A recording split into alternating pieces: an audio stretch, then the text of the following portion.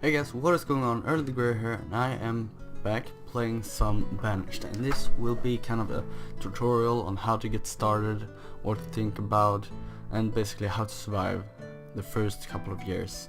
And as you can see here in the background, this is a city that I already made, which it went really good for that city. Anyway, we're gonna start up a new one, and everything seems good. So we will just start out. And the reason I haven't been playing any games or uploading very much in the previous couple of days is because I have been playing this game as crazy. This is honestly one of the most addicting game I have ever played, and if you like city building games or strategy games, I highly recommend that you buy this. So anyway, the first thing we will do when we start out is click on this icon here and click the pause button, because every single minute in the beginning counts. So now that we have that out of the way, we will just make sure to open some tool things. So first up we have this one where we can see how much of every resources we have. We have 120 logs and firewood and food and all of this. You also see what time of year it is, how many years your population have lived. Here you can see how many adults you have, how many students, how many children, and you can see the weather down here. So now that we have that one open, we will open this one, which will keep us informed of everything happening in the city if someone dies or if someone is born. The next thing is the map where that I like to put up here, and it seems like we have found ourselves in a really great spot to start, but I just like to have it there to have like an overview of the area. The next thing is this one, and this is how much of everything you will collect before you stop. And as you can see, we have log, stone and iron on 200, so I will just change those to 2000, and the fuel, aka firewood, I will change from 200 to 500.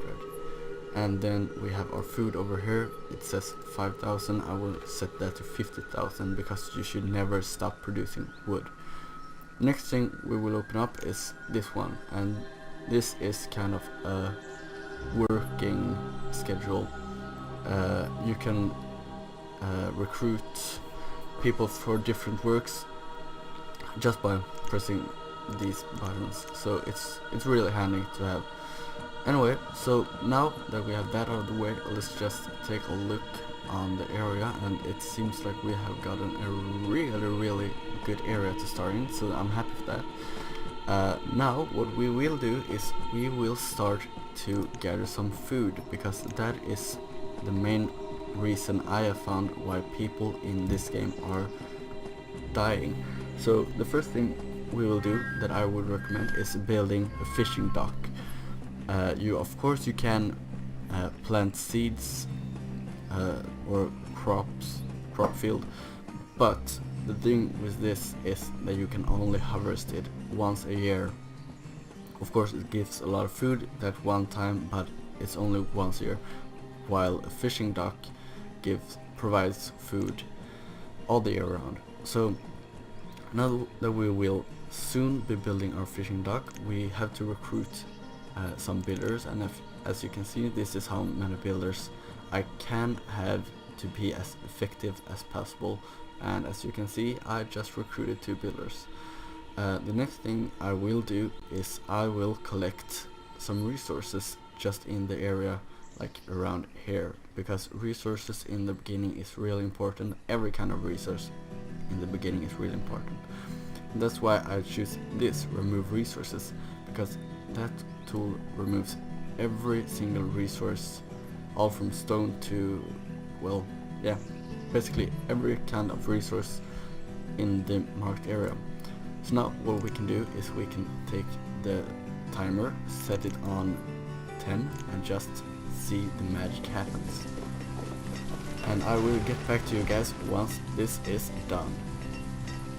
Alrighty guys, we are back and we have cleared out some land, and also we have finished building our fishing dock. So what we will do next is recruit 4 fishermen, because that's how many fishermen you can have per fishing dock. The next thing we will do, as you can see, we have a hell of a lot more resources than we had in start. We can see here we have too much for our storage, so they are just leaving the resources everywhere. What we will do now is we will build 5 houses, because 5 houses is how many houses you can have, or you should have, to give everyone a home. So let's just make 5 houses like this. No, wait a second, I mean 6 houses. We need 6 houses like this. So we will just speed it up and I will get back to you once that is done. Alright guys, so now all of our citizens have a place to live, and what we will do next is we will prepare for the winter. We will build a woodcutter. Yes, we will. And even though, as you can see down here, it is early summer, I like to have it finished as fast as possible, just to be on the safe side. And you should place the woodcutter as close to this stockpile as possible to reduce on the time it takes for the woodcutter guy to collect all of the materials he will need and go to work. So we will just make sure this finishes, and then we will head on to the next step. And that is done. That's awesome. So what we will do now is we will make some roads, because roads are incredibly underestimated. Oh, I didn't know you. What did I do? Okay, anyway, like this. The reason why you should use roads is because if you travel by road, all of the citizens will move a lot faster, which will save you time, and as I said in the beginning, every single minute counts. So we will just go right ahead and see our road build. You see all of the town folks are helping each other out, like this. And while they are doing that, I will go right on and go to the next step. We have our fishing dock right here, but that won't be enough for all the citizens. So what you want to do is you want to take this hunting cabin and place it in the woods, like as far into the woods as you possibly can. And this seems like a pretty good spot to place it, like this. And also you want to place one of these gathering huts right next to our hunting hut, like this. And now we will just make sure they are built. What they will do is provide with the hunting hut will of course provide with meat, and also it will provide leather that you later on can use to make clothes. The gathering hut will provide like vegetables such as roots, onions, or different berries, and this is really effective. I would recommend doing a fishing dock first of all, then the hunting cabin, and then the gathering hut, because these 3 food factories will provide food all the year round. Of course you can grow what is it called, crops, I think, crops, yeah, crops, but that will only be able to harvest once a year, as I said before. So what we will do is just wait till these 2 bad boys are completely done, and I will get back to you once this is done. Okay, so we have our 2 gathering and hunter huts all done, and as you guys can see, we are in the middle of the winter and we are doing fine, just because we did these steps in the right order. So what we have to do now to survive the winter is we need to recruit a woodcutter, because without wood the people will freeze to death in their homes. The next thing we want to do is recruit some hunters, 3 hunters and 4 gatherers, which we can't because we don't have enough population, but like this. What we will do now is just wait out the winter, so I will get back to you once the winter is over. Alright guys, the winter is over, we didn't lose any citizens, and we even got a hell of a lot of food out of it, so as you can see this is really effective. What we will do next is we need to gather some tree, and what we will do now is we will click this icon and this icon. What this building will do is it will chop down trees, but it will replant the trees. I don't think I put it down. I will do it again, just like this. Okay, now it's done. And I will get back to you guys once it's done. Alright guys, so now that we have our this tree shopping thing down, we will recruit some tree dudes that will just chop down trees and they will plant new ones where they cut them down. But that's not what we're gonna do quite yet, because I will show you guys what to do here to make these bad boys even more effective.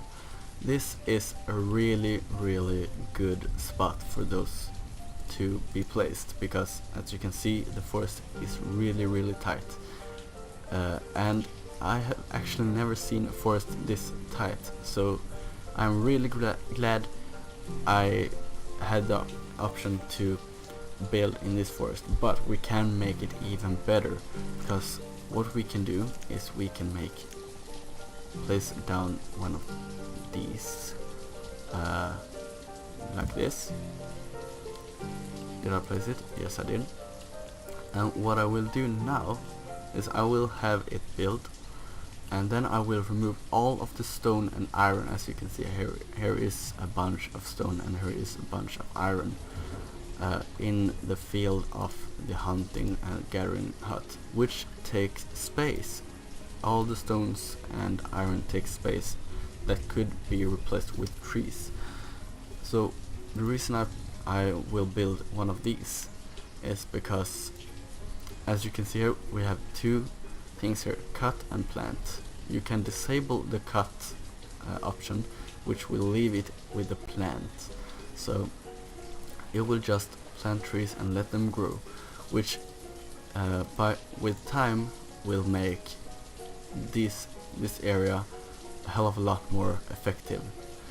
And as you can see by now guys, our food is really high just for the start of it, so it will just keep on going better and better, and I will just build this and show you guys what I mean. So I will be back in a second. Alright guys, so since the last time I paused the recording, it has gone 2 winters and our village is doing perfectly fine. We have more food than the storage that the game itself said that we would reach.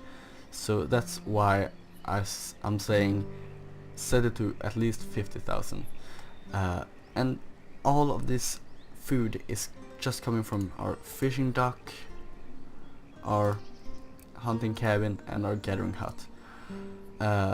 Now that I have all of the stone and iron except for this little sneak ass bitch cut down, this will plant a lot of more trees, which will make the efficiency of both those 2 buildings much higher.